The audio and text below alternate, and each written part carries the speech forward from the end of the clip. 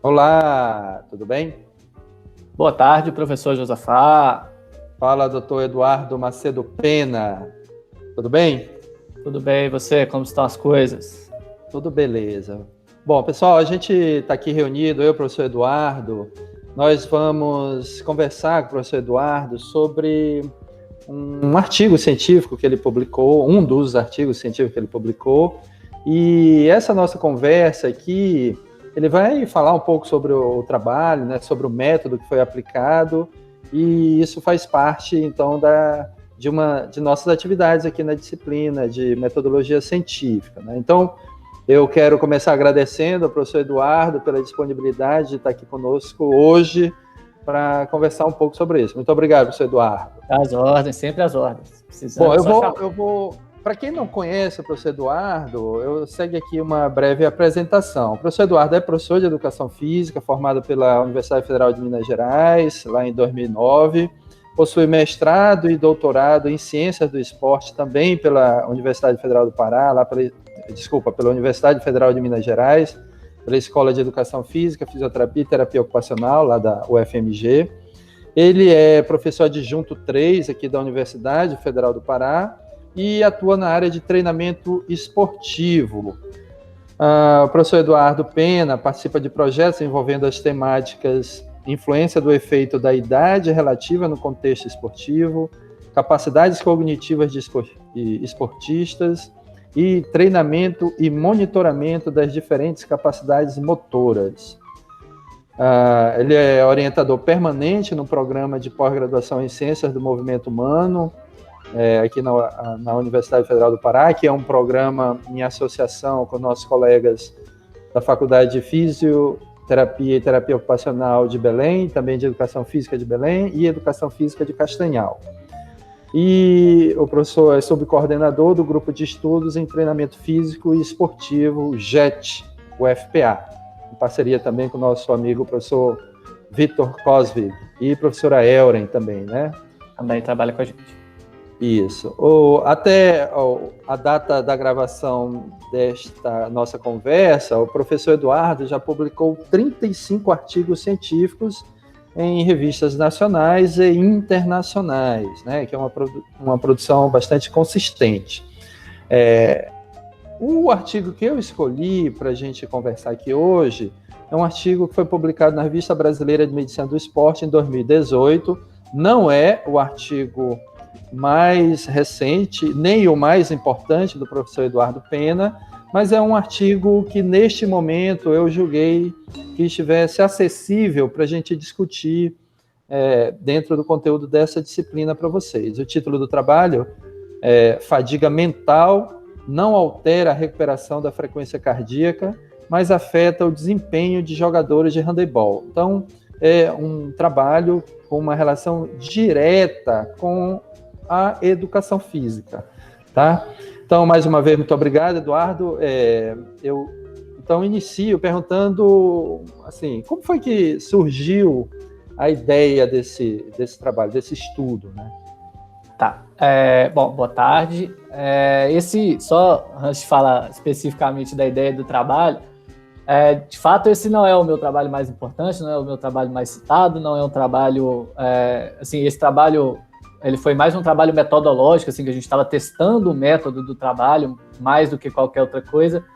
Mas ele é um trabalho que eu tenho um carinho muito grande por ele, porque ele foi feito todo em Castanhal. Assim, foi um trabalho que eu consegui desenvolver ele totalmente em Castanhal, com os atletas de Castanhal, utilizando... Na época eu estava afastado para o doutorado, então esse é um dos trabalhos do meu doutorado, mas eu fiz com alunos de iniciação científica, de outros professores, né, do campus de Castanhal. Então esse é um trabalho que eu tenho um carinho bem especial por ele, assim, porque, de fato, ele foi um trabalho que a gente conseguiu fazer ele inteiramente, a coleta, tudo foi feito dentro do campus da UFPA de Castanhal, né? Então é um artigo que eu tenho um carinho bem, bem especial por ele, assim. Eu acho ele um trabalho, para mim, ele é bem representativo. A ideia dele... E ter alunos de iniciação científica também na publicação é uma coisa fantástica, extremamente importante para os alunos, para a instituição, então é legal. Esse até que não teve, assim, a gente não conseguiu organizar assim, para que os alunos pudessem participar da escrita, né, da questão da autoria, mas eu acho que foi bacana, pelo menos eles puderam ver assim, uma coleta de dados, como que é feito. Foi uma coleta que envolveu até uma análise sanguínea, então toda a preparação que a gente faz com um voluntário, né, para fazer a coleta sanguínea. Então foi um trabalho bem legal, assim, eu gosto muito dele. Ele não foi publicado numa revista de grande fator de impacto, é uma boa revista, é uma revista representativa da área, uma revista importante no cenário nacional, mas é um trabalho que eu gosto muito, assim, eu tenho um carinho bem, bem particular por ele. Igual eu falei, esse foi o primeiro trabalho do meu doutorado que foi publicado, então foi um trabalho mais onde a gente estava testando os métodos antes de qualquer coisa, então foi um trabalho que a gente queria ver se de fato os protocolos que a gente adotou com relação à indução da fadiga mental, vou falar um pouquinho mais sobre isso daqui a pouco, aos protocolos de desempenho físico, então foi um trabalho bem metodológico, assim, a gente queria testar para ver se o método que a gente ia aplicar nos outros trabalhos subsequentes, eles eram eficientes, né? Então, a ideia geral da tese, ela surgiu do ponto de vista prático, assim, já começaram a surgir diferentes pesquisas que a gente teve acesso sobre o efeito da fadiga mental, ou seja, do estresse cognitivo, de você estar mentalmente cansado, qual que é o impacto que isso poderia ter no desempenho físico. Então, isso aconteceu, essas pesquisas que foram desenvolvidas na Inglaterra, muito no contexto laboratorial, né, assim, com uma validade ecológica menor ainda, e a gente queria testar isso na prática, né, no ambiente prático, no ambiente de esporte, como que se daria essa relação entre você estar mentalmente cansado, você fazer uma tarefa cognitiva prolongada antes do exercício físico, quais seriam os impactos que esse cansaço mental prévio poderia ter no desempenho físico subsequente. Então, a gente testou isso com atletas de handebol, depois testamos com atletas de natação, depois testamos com indivíduos fisicamente ativos em ciclismo. Então, foi bem nesse sentido que caminhou a minha tese. Então, esse primeiro trabalho a gente fez para testar o método. Então, foi basicamente isso. Você diria, então, que essa seria a pergunta principal do estudo, né? Qual seria o efeito ali da fadiga mental, que você chama também de estresse cognitivo, sobre o desempenho desses atletas, é isso? Isso, exatamente. O termo fadiga mental, ele é o termo que a literatura utiliza, né? Então, se você for pesquisar os trabalhos, os termos que eles utilizam é fadiga mental. Eu, particularmente, eu não gosto desse termo. Eu acho que ele confunde mais do que ajuda, né? Então, assim... Deixa eu tentar traduzir aqui num exemplo bem prático que a gente acompanha aqui no futebol brasileiro, acho que até sul-americano também, né? Um time de futebol vai jogar lá na cidade do adversário e aí a torcida fica ali ao redor do hotel soltando fogos de artifício, fazendo barulho e tal. Isso seria um tipo de estresse ou fadiga mental? Poderia ser, né? Assim, você ter uma noite de sono ruim, você atrapalha, você tem esse prejuízo cognitivo e foi uma das coisas que a gente viu na minha tese, né? Com esse e com outros trabalhos também, a gente viu que tem uma relação bem, bem direta entre a sua capacidade cognitiva, ou seja, a sua prontidão mental, a sua prontidão em pensar adequadamente, em conseguir perceber adequadamente as situações de jogo, com o próprio desempenho físico, né? Que é uma coisa que, se você pensar logicamente, não deveria ter relação nenhuma, né? Se você conseguir correr mais, teoricamente não deveria ter uma relação bem nítida, assim, bem íntima com o fato de você estar mentalmente cansado, porque uma coisa é fisiologia, né? A sua capacidade de produzir energia, a sua capacidade de recuperar de esforços de alta intensidade, teoricamente elas não deveriam, né? Se você for pensar de uma maneira mais dissociativa, né? Você não deveria influenciar, mas a gente viu que influencia. Então essa foi a principal achado. Legal. Eu vou voltar um pouco aqui a uma pergunta, né? Em cima da pergunta do teu estudo, né? Essa pergunta não tinha sido respondida ainda. O que não se sabia exatamente sobre o que você estudou? Bom, o que se sabia até o momento em que eu fiz esse estudo, né? Então, até o momento em que eu fiz esse estudo, estudos de laboratório, então, assim, em ambientes bastante controlados, em ambientes bastante restritos, já tinha-se essa ideia de que você se expor a um estresse cognitivo, a um processo de fadiga mental antes de fazer o exercício físico, você poderia ter prejuízo do desempenho físico. Mas isso em testes laboratoriais, em ambientes controlados, e a gente não sabia muito qual que era a influência de outras coisas nesse processo. Então, por exemplo, Qual seria a influência disso em um teste de campo, que necessariamente é aplicado não numa esteira fechada no laboratório, e a gente não saberia qual era o impacto disso em atletas e em atletas jovens, que também foi uma das perguntas que o meu estudo veio a suprir, né? Então, assim, qual que é o efeito disso? Em atletas de modalidades esportivas, das diferentes modalidades esportivas, então se a gente for pensar que diferentes modalidades esportivas são acompanhadas por diferentes demandas fisiológicas, né? Então, assim, um atleta de handebol, ele corre a demanda física, né? Assim, o que ele tem que cumprir num jogo do ponto de vista físico é uma coisa, um atleta de futebol é outra coisa completamente diferente, um atleta de vôlei é outra coisa completamente diferente. Então, para a gente entender melhor como que isso poderia se dar no contexto do esporte. Então, tudo isso reflete no método, né? Então, a gente utilizou atletas de handebol, a gente fez um teste intermitente, que é um teste que não necessariamente é igual a correr numa esteira, o mais rápido que você conseguir durante um determinado período de tempo. Então, era um teste intermitente, que o cara corria, parava. Então, isso tudo a gente vai respondendo dentro do método, né? Assim, qual que é a influência desses pequenos detalhes. A gente foi tentando suprir isso no método. Beleza, já que você falou aí no método, né, e na verdade já está até dando alguns detalhes para a gente, né, então eu vou aproveitar para fazer essa pergunta, né, e eu estou tentando sistematizar essas perguntas, né, até para ajudar os nossos alunos também a entenderem essas diferentes partes ou capítulos, vamos dizer assim, né, de um trabalho científico, né? Sim. Então, primeiro, aqui assim, qual foi o tipo de estudo que vocês fizeram, né? E como ele foi feito? Como, claro, é o método, né? Então, qual foi o tipo de estudo e como ele foi feito? Qual foi o método aplicado?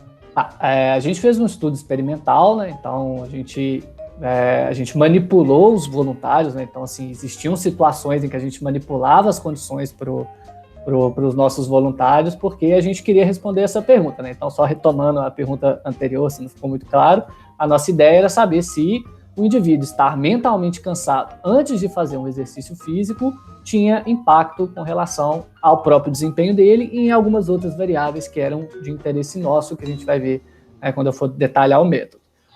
Então, foi um estudo experimental, um estudo transversal, porque a gente foi lá e fez as medidas em dois momentos, né? Então, eram 2 situações experimentais em que a gente expunha os voluntários, nesse que a gente chama de within, né? Que é tipo assim, o cara era controle dele mesmo. Então, ele era se submetido às 2 situações experimentais e a gente comparava ele com ele mesmo, né? Então, a ideia não era comparar grupos, era comparar ele com ele mesmo. Nessas 2 situações, o que aconteceu com o desempenho dele?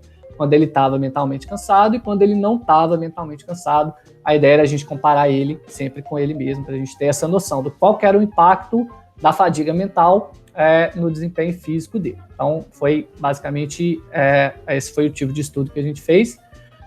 E o método, para explicar o método, é bastante simples, né? Não é nada difícil de entender o que a gente fez. Então, se vocês forem acompanhando aí no artigo, aí vocês vão ver, foram 2 situações experimentais, uma situação que a gente chama de situação controle, que o indivíduo não era exposto à fadiga mental, e uma situação que a gente chamou de experimental, mas poderia ter qualquer outro nome, em que a gente expunha o indivíduo, antes do teste físico, a um protocolo de fadiga mental. Qual era esse protocolo de fadiga mental que a gente fez com os atletas? Então, os indivíduos, eles passavam 45 minutos fazendo um teste que muitos de vocês podem conhecer, ele chama Stroop Color Test. É assim, a gente entregava um cartão para ele, nesse cartão tinham 45 palavras nesse cartão, eram 10 páginas, e as palavras que estavam nesse cartão eram assim, preto, azul, roxo, verde, rosa. Então, assim, essas eram as palavras. E essas palavras, elas estavam coloridas. Elas estavam coloridas de preto, de azul, de rosa e de verde. Então, o que o indivíduo ele tinha que fazer? Ele não tinha que ler a palavra que estava escrita. Ele tinha que verbalizar qual era a cor da palavra que ela estava colorida. E por que isso cansa? Porque é o que a gente chama de controle inibitório.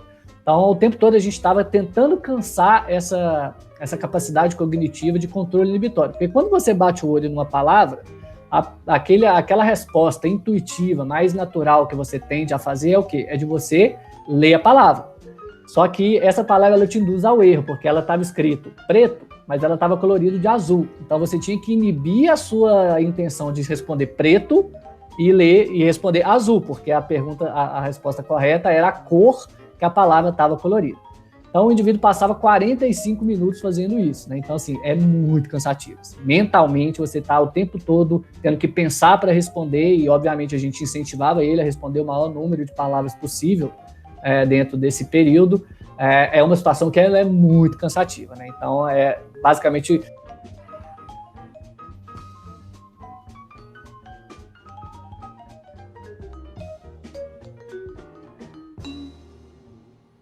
Deu uma travada. Resolveu? Voltou. Ótimo. Então, a ideia era a gente cansar os caras mentalmente e ver qual era o impacto disso em um teste físico, que imediatamente após esses 45 minutos que o cara ficava lá respondendo esse teste, qual era o impacto disso no teste físico. O teste físico que a gente utilizou, ele é chamado de Yo-Yo Intermittent Test. Então, o indivíduo ele precisa correr de um ponto ao outro da quadra e voltar junto com um som, né, junto com um sinal sonoro. E ele precisa ir acompanhando esse sinal sonoro e isso vai aumentando a velocidade progressivamente. Mas não é uma corrida linear, contínua, né? Então ele vai indo, voltando, tem 10 segundos de intervalo. Aí ele vai, volta, tem 10 segundos de intervalo. Então essa velocidade ela vai aumentando e o indivíduo ele precisa ir acompanhando o aumento dessa velocidade. É um teste muito, muito, muito comum na ciência do esporte, na ciência do exercício, para medir desempenho físico. Então, quanto mais bem condicionado o atleta mais vezes ele consegue ir e voltar, maiores velocidades ele consegue cumprir nesse teste que é chamado de Yo-Yo. Então, a gente queria ver se fazer esse teste prolongado cognitivo antes prejudica o desempenho dele. E a gente media coisas associadas. Então, por exemplo, a gente media qual era a percepção de esforço dele em cada uma das corridas, ou seja, o quanto que ele achava que ele estava fazendo de esforço em cada uma das etapas do teste. A gente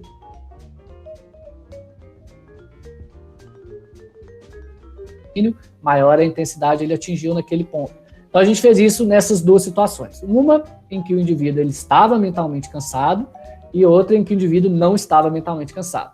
Para a gente poder comparar, a gente tinha que fazer as situações serem parecidas. Então qual que era a situação pré-teste físico da situação controle? O indivíduo ficava assistindo um filme.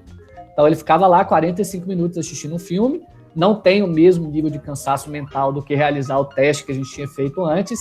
Então, a ideia era bem comparar, assim, quando o cara estava mentalmente cansado, qual foi o desempenho físico dele, como que foi a percepção do esforço dele, como que foi o lactato sanguíneo dele, como que foi a recuperação da frequência cardíaca dele. Então, foi mais ou menos essa a estratégia que a gente teve e esse foi o método que a gente utilizou para responder a nossa pergunta. Dos testes que vocês utilizaram, é uma pergunta bem simples, assim, né? Que talvez seja muito relevante, mas para alunos que estão, né, entrando, né, conhecendo esse mundo, que não sabe bem o que é um teste validado, né? Então, eu vou te perguntar o seguinte: esses testes, foi o teu grupo que desenvolveu esses testes que vocês aplicaram? Sim. Como é que é isso? Bom, o Yo-Yo... O Yo-Yo, obviamente que não. O Yo-Yo, ele é um teste, ele foi proposto por um grupo, se não me engano, ele é dinamarquês, ele a ideia dele era que ele fosse uma medida mais fácil e mais rápida de você ter uma inferência sobre capacidade aeróbica de atletas de modalidades intermitentes. Então, o que são modalidades intermitentes? Né? Então, são aqueles que a intensidade do jogo muda ao longo da partida. Né? Então, o indivíduo precisa fazer uma corrida rápida, seguida de uma corrida devagar, seguida de um momento que ele vai ficar parado, que ele vai andar de costas, como futebol, vôlei, basquete, handebol, tênis, todas essas são modalidades intermitentes. Né? Então, não é, por exemplo, igual uma maratona, igual uma prova de ciclismo, dependendo da prova de natação, que são modalidades mais contínuas. Então, foi um teste que foi proposto na década de 90 por um grupo dinamarquês, do professor Wiesloff, e ele foi mostrado que ele é um teste muito bom, ou seja, ele discrimina capacidades aeróbicas. Então, o cara que ele tem uma capacidade aeróbica muito boa, ele é melhor do que um cara que tem uma capacidade aeróbica boa, e esse cara que tem uma capacidade aeróbica boa, ele é melhor no teste do que um cara que tem uma capacidade aeróbica ruim. Então, todos os índices de validade, de confiabilidade do teste já foram demonstrados serem muito bons. Então, a gente utilizou esse teste exatamente por isso, porque ele era um teste que, se desse diferença no teste, a gente sabia que era por conta da nossa manipulação. O protocolo de indução de fadiga mental, a gente adaptou. Então, a gente já tinha alguns estudos com esse teste, mostrando esse teste, e foi bem legal, porque a adaptação desse teste aconteceu juntamente com o pessoal da Austrália. Então, se você pegar os autores do artigo, tem um autor desse artigo que ele é australiano, de uma universidade da Austrália, que se deu basicamente por contato mesmo. Eu mandei um e-mail para ele, falei, olha, eu estou querendo utilizar esse teste que você utilizou, eu acho que esse tempo está muito curto, eu queria aumentar o tempo, o que você acha?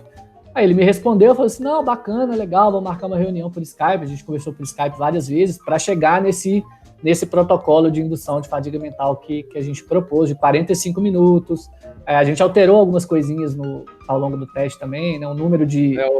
O Mitchell Smith. Mitchell Smith, exatamente. É a Universidade de Newcastle. Newcastle, na Austrália. É um cara que ele publicou, foi basicamente um dos pioneiros nessa área de fadiga mental no esporte, né? Então foi muito legal ter esse contato com ele. E assim, né, aquela coisa assim, poxa, será que se eu mexer, o que será que eu faço e tal? Falei, quer saber da coisa? Vou mandar um e-mail para ele e perguntar, né, que quero mexer nisso do teste, o que você acha? E ele foi super receptivo, adorou a ideia desse trabalho, adorou as alterações que a gente fez, o protocolo que ele criou, né? Então a ciência é assim, né? Assim, a gente vai alterando e vai testando a viabilidade das coisas. Me permitam um parênteses aqui, assim, para falar, né, para os estudantes, porque em geral, os estudantes, especialmente na nossa região, né, amazônica e tal, e a gente ainda tem uma quantidade de doutores muito abaixo da necessidade, né, da região. Então, a gente tem uma tendência, né, a achar que cientista é uma pessoa, né, não, que tá num pedestal lá em cima. Né? É extraordinária, inacessível, né? E aí, esse exemplo que você está dando, né? Você mandou um e-mail e a pessoa respondeu, né? Respondeu. Então, não existe cientista só. E eu mandei um e-mail questionando o trabalho dele, né? Assim, um trabalho, né? São pessoas comuns. Comuns, cotidianas, assim. O que é mais legal, porque a gente tende a achar assim, poxa, eu recebi um e-mail de um cara lá... como nós, que sai, toma cerveja. O Eduardo aí tá com a camisa do seu Atlético Mineiro de Coração. Não é do Atlético, é do ABC de Natal ainda. Rapaz, eu não tinha visto o símbolo ali. Mas assim, eu mandei um e-mail questionando o protocolo dele, né? Falando assim, olha, eu acho que o seu protocolo ele funciona, mas eu acho que ele pode ser melhor, assim. E vamos discutir? O cara falou, vamos discutir e tal. E acabou que a gente firmou essa parceria nesse trabalho. E ele me chamou para contribuir em um trabalho lá do grupo deles também, que ainda não foi publicado, mas é assim que a ciência é feita, né? A ciência é feita de pessoas, é feita de conversa, é feita de teste, vamos testar, vamos ver se vai dar certo, vamos ver se não vai. E esse trabalho, ele me abriu muitas portas com relação a isso, né? Também é interessante frisar assim, que o principal pesquisador na área de fadiga mental do mundo, o cara que trouxe essa ideia de cansaço cognitivo para o desempenho físico, que é o professor Samuele Marcora, é um italiano que está radicado na Inglaterra. É um cara que tem, só um artigo dele tem mais de 1.500 citações, né? Assim, o artigo clássico, né, de fadiga mental. Foi a mesma coisa, assim, eu mandei e-mail para ele, ele respondeu, e você falou assim, olha, eu acho que seu protocolo tende a dar errado por causa disso, se fosse você alteraria isso. E acabou que dessas conversas com o professor Samuele Marcora, a gente conseguiu fazer um congresso lá em Belo Horizonte, que meu orientador foi presidente do congresso, a gente trouxe o Samuele Marcora para o Brasil. Ele veio para o congresso, deu a palestra dele, a gente discutiu várias coisas do meu projeto de doutorado com ele aqui, obviamente no boteco, tomando cerveja, porque a gente também é filho de Deus, e foi muito legal, assim, foram experiências acadêmicas bem legais, assim, e é assim que funciona, né? Assim, não tem essa coisa de, o cara tá lá na Inglaterra, num pedestal. Não, ele recebe um e-mail da mesma forma que eu recebo um e-mail de um aluno. Professor, tô com dúvida disso, vamos conversar? Vamos conversar e tal. Então foi bem bacana. Legal, muito bom.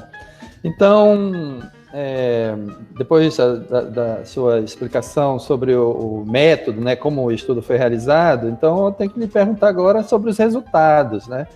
Então, em resumo, quais foram os principais achados, né, os principais resultados desse estudo?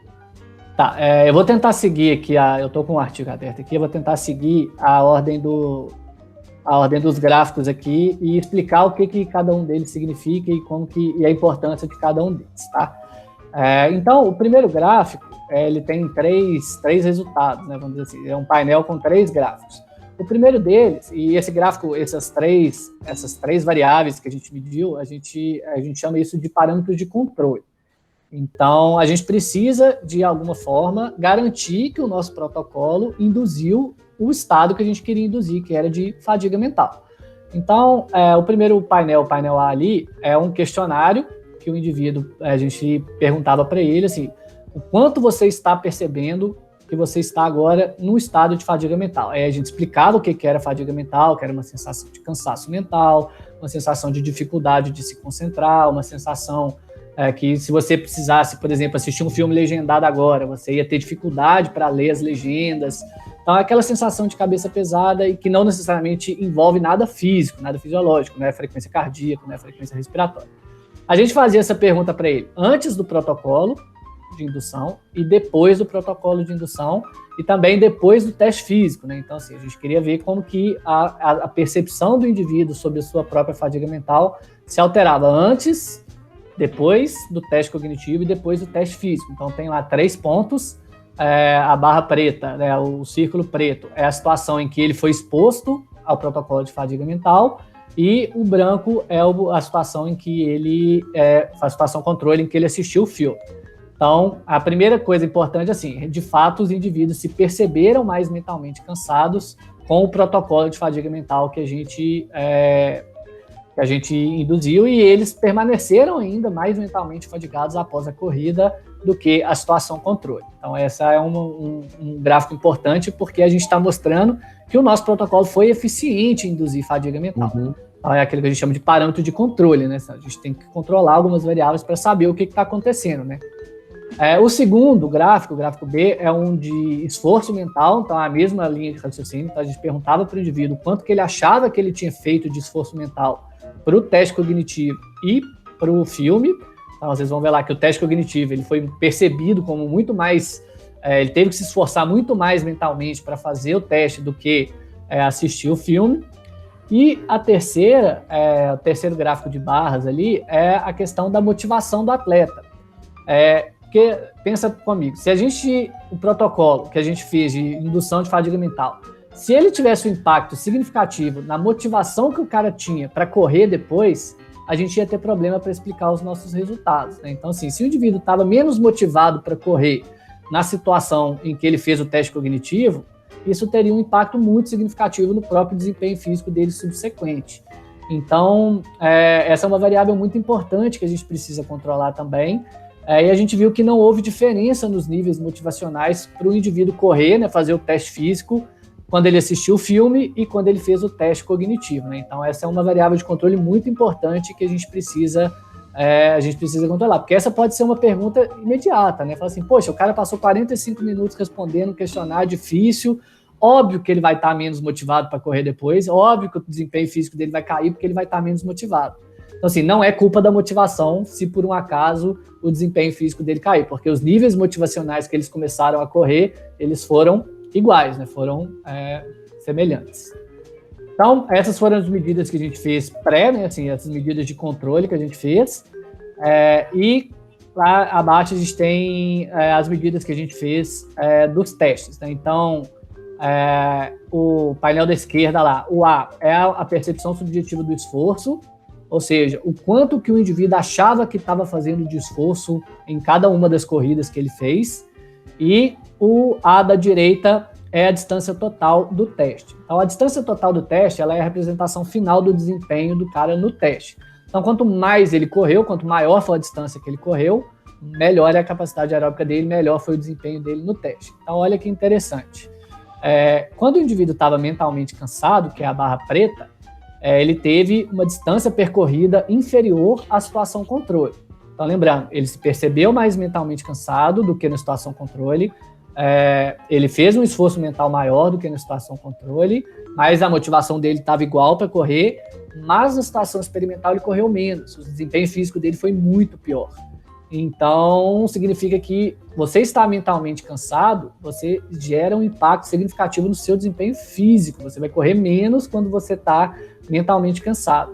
E o porquê que a gente acha que isso acontece? Qual que é a medida que a gente usa para tentar explicar? É a percepção subjetiva do esforço, que é o painel A da esquerda.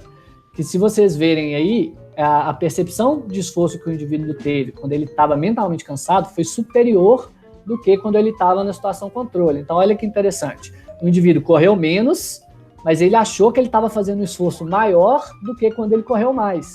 Uhum. Então, a fadiga mental, ela tende a afetar o desempenho físico por essas questões perceptivas. Ele acha que ele está fazendo mais esforço, ele acha que ele está correndo mais rápido, ele acha que ele está correndo mais, mas não é isso que acontece. Na verdade, ele está correndo menos, ele está desempenhando pior, ele está fazendo menos esforço, mas a percepção dele está alterada. E isso e aí explicar aqui para os nossos alunos que esse asterisco que tem aí nos dois gráficos, isso significa que essa diferença é estatisticamente significativa, né?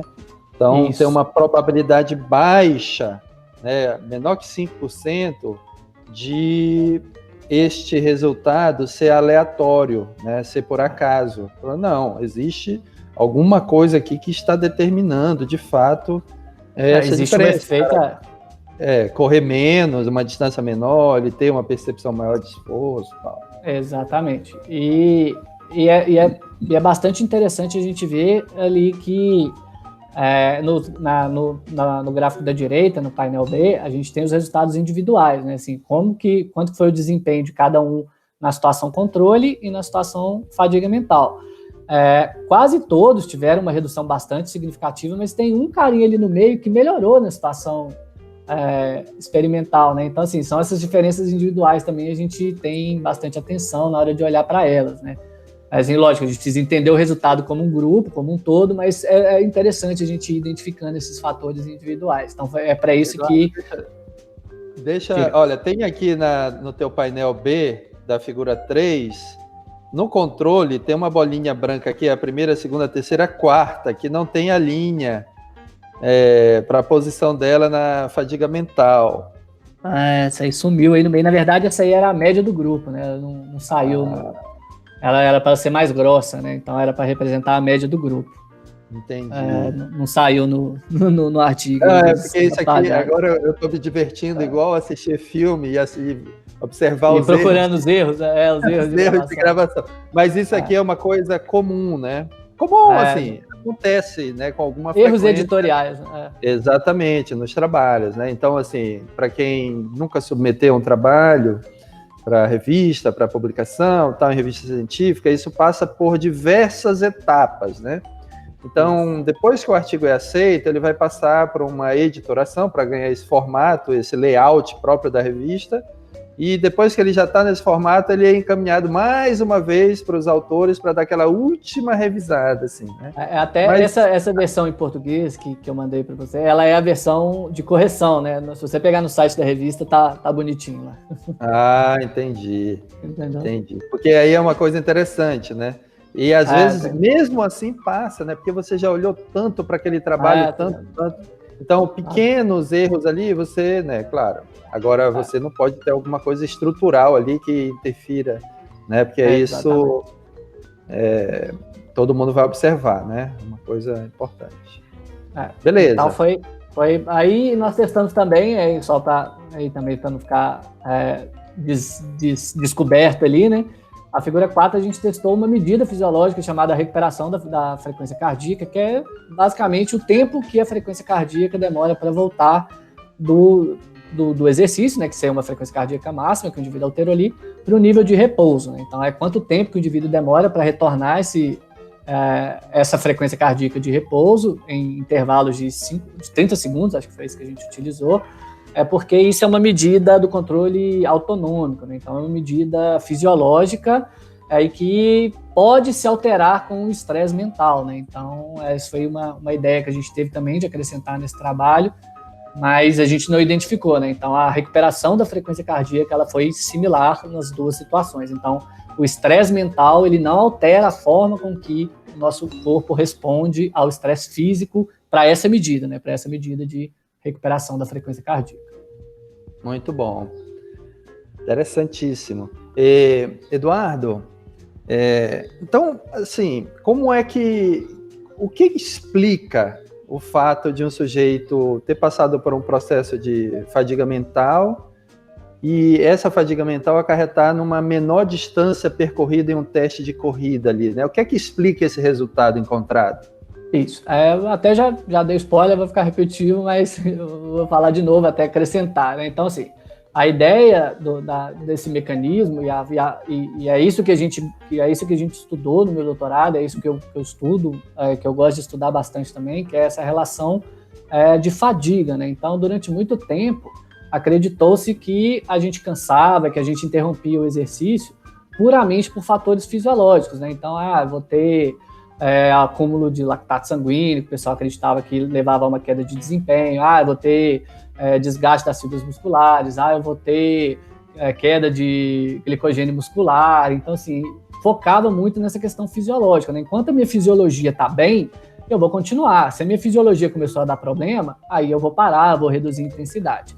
E esses estudos de fadiga mental, eles vêm demonstrando uma participação muito grande dos nossos conteúdos perceptivos, da forma com que a gente percebe o exercício no próprio desempenho físico, né? Então, se você vê esse estudo aí, a gente mostrou que a recuperação da frequência cardíaca é igual, o lactato sanguíneo, que é uma medida de intensidade, é igual, e existem outros estudos com outros marcadores fisiológicos, né, de frequência cardíaca ao longo do exercício, até de concentração de glicogênio muscular, é tudo muito igual. O que altera é a forma com que a gente percebe o exercício, a forma com que eu acho que eu estou fazendo o exercício, mas na verdade eu não estou.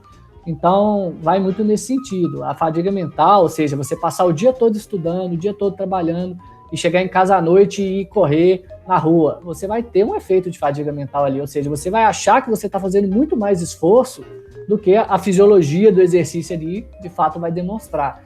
Então, caminha muito nesse sentido, assim, a explicação vai muito nessa ideia de que quando você está mentalmente fadigado, você tem uma alteração muito significativa da forma com que você entende o exercício, a forma com que você percebe o esforço que você está fazendo. E isso tem um papel central no nosso desempenho físico, principalmente esses mais prolongados. Uhum. Eu vou até extrapolar aqui, fazer uma pergunta extrapolando o escopo do trabalho, né? Mas você falou passar o dia fazendo uma coisa e à noite fazer... Aí eu pensei nos estudantes, né?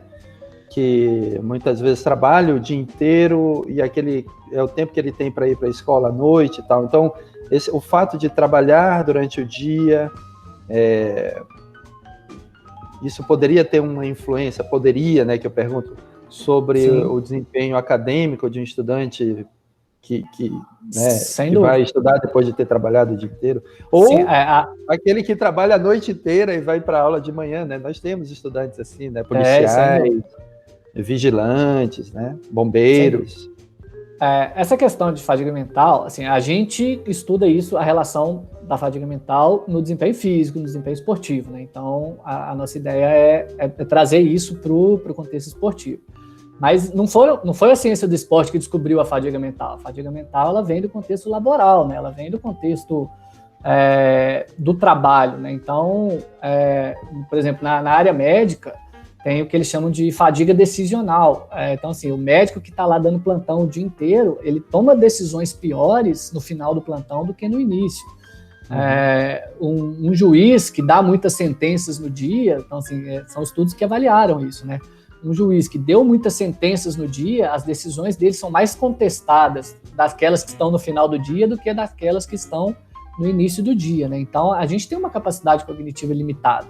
Então, os nossos recursos cognitivos para aprender, para manter um foco de atenção adequado, para ter até uma própria consolidação de memória adequada, a gente tem esses recursos, eles são limitados, né? Então, a gente gasta isso ao longo do dia. Quanto mais você tem que se manter atento em uma atividade, quanto mais você precisa se esforçar para realizar mentalmente, né, assim, cognitivamente, para realizar uma atividade, você está gastando esses recursos ali. E quanto menos recursos você tem disponível, pior vai ser o seu desempenho. Qualquer domínio que você quiser avaliar, pode ser no domínio físico, pode ser no domínio cognitivo, de aprendizagem, de atenção. Então, isso é inegável. Então, por exemplo, uma outra linha de estudos muito, muito forte, assim, que também já tem resultados muito consolidados, é essa ideia da privação de sono, né? Então, esses trabalhadores por turno, né, que trabalham de madrugada e precisam desempenhar alguma tarefa no outro dia, tem uma queda de desempenho muito grande, né? Então, motoristas que passam a noite dirigindo, médicos, plantonistas, até lá na UFMG tem um pessoal que estuda bastante isso, o pessoal faz um trabalho com maquinista de trem, né? Então, assim, pessoal que transporta minério lá da Vale, então mostra que eles tomam decisões ruins quando eles estão transportando minério, quando eles passaram já de 8 horas de trabalho, né? Então, pensa assim, o maquinista que é responsável por carregar uma carga de bilhões de reais, ele tem problemas de tomada de decisão no final do expediente dele, né? Então, imagina o quanto que isso não é impactante para uma empresa.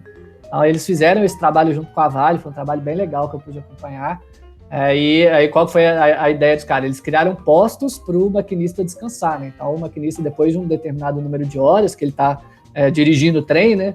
Ele tem um posto que ele para, ele dorme, ou ele vai fazer alguma outra atividade para tentar recuperar um pouco desse recurso cognitivo que ele gasta no trabalho laboral dele.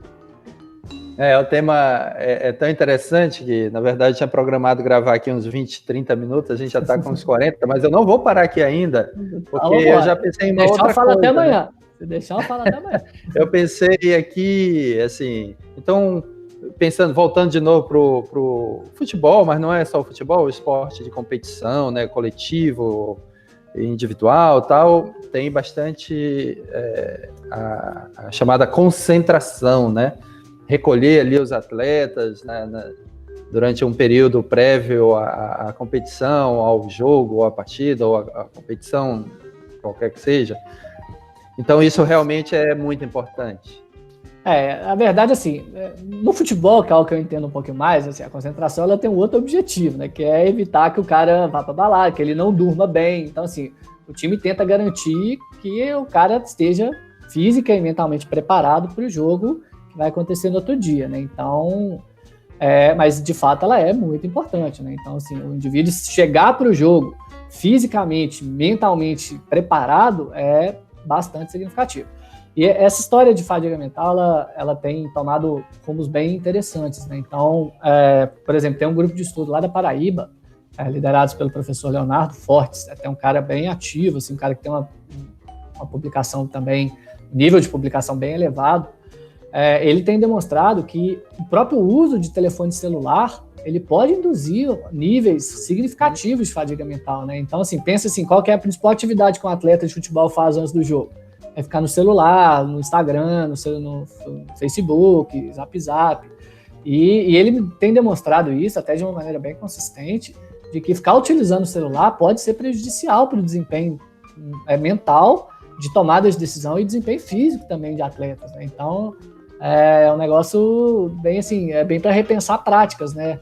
Aí ele até tem postado assim que existem alguns times, até na Europa, em Portugal, se não me engano, que tem banido o celular antes do jogo. Então, sei lá, 5 horas, 4 horas antes do jogo, os atletas eles são proibidos de ficar no celular muito tempo. Então, exatamente para tentar garantir essa prontidão, né? Assim, que o cara de fato vai estar naquilo que ele é capaz de fazer de melhor para o desempenho dele, né? Porque o jogo, a gente tenta achar que o jogo é muito físico, né? Assim, o cara precisa correr, o cara precisa fazer... Mas, acima de tudo, um atleta de futebol em 90 minutos, ele toma mais de 1.500 decisões, né? Então, assim, é um processo muito cognitivo, muito mental, e, assim, e ele precisa tomar decisões eficientes, de maneira rápida e de maneira eficiente, né? Assim, quando que ele vai chutar uma bola, quando que ele vai realizar um passe, quando que ele vai realizar um drible. Então, tudo isso são processos decisórios, né? E que atendem a essa demanda, né? Assim, há um recurso cognitivo. E se tem recurso cognitivo em falta, ele vai ter problemas para tomar decisão, vai tomar decisões piores do que ele poderia tomar. Eu estou até rindo aqui agora, porque nesse momento tem gente que está assistindo o vídeo e está vendo o Facebook aí, o Instagram, o celular. Não, né? tem dúvida, não tem dúvida. E aí isso não é uma boa ideia, né? Não é. Falando disso. Bom, eu acho que a conclusão do trabalho já ficou clara. Eu não sei se você quer, assim, resumir, né? Resumir qual foi a principal conclusão do estudo.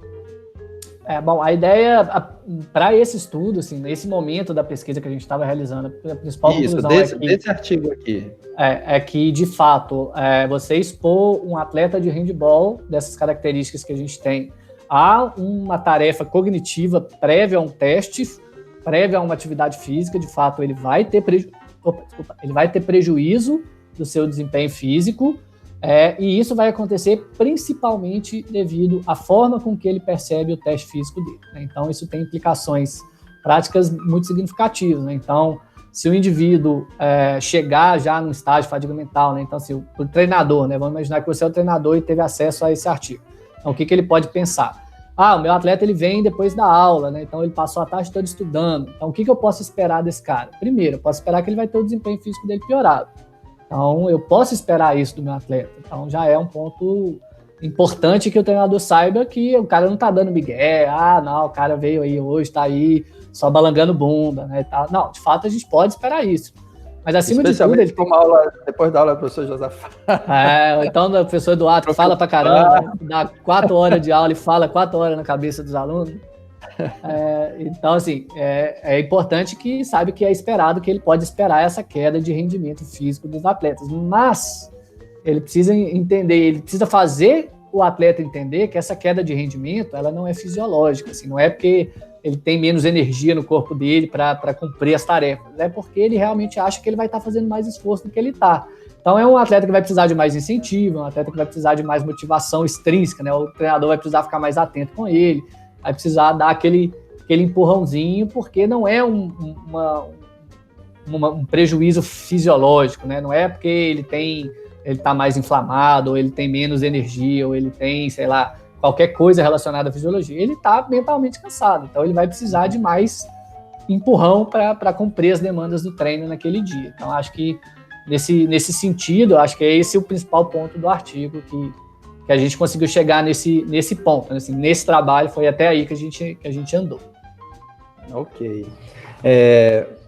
Eu entendi que esse trabalho foi uma espécie de piloto, né, para testar o método, né, que seria aplicado na sequência do estudo, mas obviamente ele traz os resultados consistentes, né, tem a sua discussão, a sua conclusão, e sempre que a gente faz isso, a gente acaba gerando, né, novas perguntas, né? Então essa é a pergunta nesse momento aqui. Quais foram as novas perguntas que foram geradas a partir dos resultados desse trabalho? E obviamente aqui você pode extrapolar um pouco, né, para os trabalhos que foram, né, realizados aí junto com esse protocolo, né? Quais foram as novas perguntas? O que você está tentando responder nesse momento agora, né? Essa é basicamente a pergunta que foi a minha tese de doutorado, né? Então, a gente, no primeiro momento, a gente tentou entender, assim, se de fato isso acontecia no esporte, né? Se a fadiga mental ela influenciava no desempenho físico de atletas e como que isso acontecia também nesse contexto esportivo. Mas a nossa ideia depois foi de tentar identificar assim, o que a gente pode fazer para tentar amenizar esse prejuízo, né? Então, assim, se a gente tem atletas que invariavelmente eles vão estar sob fadiga mental em algum momento, né? Seja por o nascimento de um filho, o cara vai dormir mal, seja por um atleta que é o que eu tenho muito interesse em estudar, que são atletas jovens, né? Então, essa ideia do treinamento esportivo para crianças e adolescentes. E se você pensar, a maioria deles treina regularmente sobre fadiga mental, porque mesmo que ele estude de manhã e treine à noite, vai ter dia que ele vai passar a tarde estudando para uma prova e tal. Então, assim, invariavelmente, ele vai experimentar esse tipo de situação. O que a gente pode fazer para tentar evitar, né? Então, quais seriam as medidas que a gente chama de ergogênicas, né, para tentar anular esse efeito? Então, pensa que o efeito da fadiga mental é negativo, a gente precisa identificar alguma coisa que seja positiva para melhorar o desempenho, para tentar, pelo menos, fazer com que o desempenho dele fique no nível normal, né? Então, foram os outros 2 estudos da minha tese que eu conduzi, e a gente estava testando uma nova técnica que chama de estimulação transcraniana por corrente sanguínea. Nada mais é do que você botar um fonezinho, que esse fone ele dá um choquezinho no cérebro. Então parece estranho, parece maluco, mas é um fone que ele emite uma corrente elétrica. Essa corrente elétrica ela é capaz de excitar a parte mais externa do cérebro, né? Então a corrente ela passa pelo crânio, que ela consegue excitar essa parte mais externa do cérebro, que é uma parte de interesse nossa, que é o córtex motor primário, que é aquela responsável por enviar o comando para a musculatura ativa. E a nossa ideia era bem essa, né? Sabe, de tentar entender se esse foninho, esse recurso ergogênico, ele é capaz de anular o efeito da fadiga mental. Por exemplo, a gente já foi demonstrado que, por exemplo, a cafeína ela é um bom ergogênico para anular efeito de fadiga mental.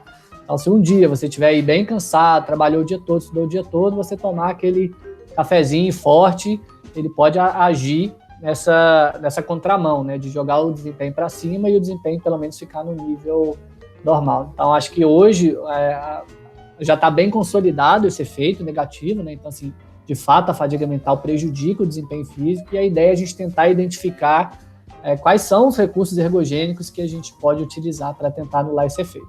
Aí um spoiler, que é uma coisa que a gente vai começar a testar em breve, em parceria com o pessoal lá dos Estados Unidos, a gente vai começar a testar o que, Josafá? Coisa bem brasileira, bem nortista.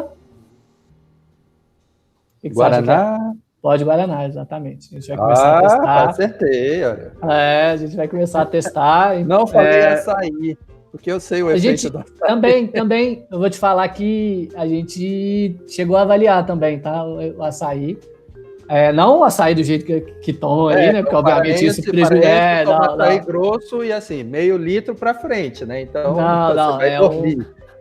Um açaí tratado, açaí, assim, o açaí puro em doses menores, porque o açaí ele tem propriedades interessantes para o exercício físico, né? Então ele tem uma capacidade antioxidante interessante e tal. Mas para a gente, eu acho que o Guaraná ele se enquadra melhor, então esse é o próximo passo que a gente vai dar, né? Então a gente já conseguiu até o financiamento, né, com a Fulbright, lá com o pessoal dos Estados Unidos, a gente vai começar esses trabalhos provavelmente esse ano, se a pandemia deixar. Muito bom.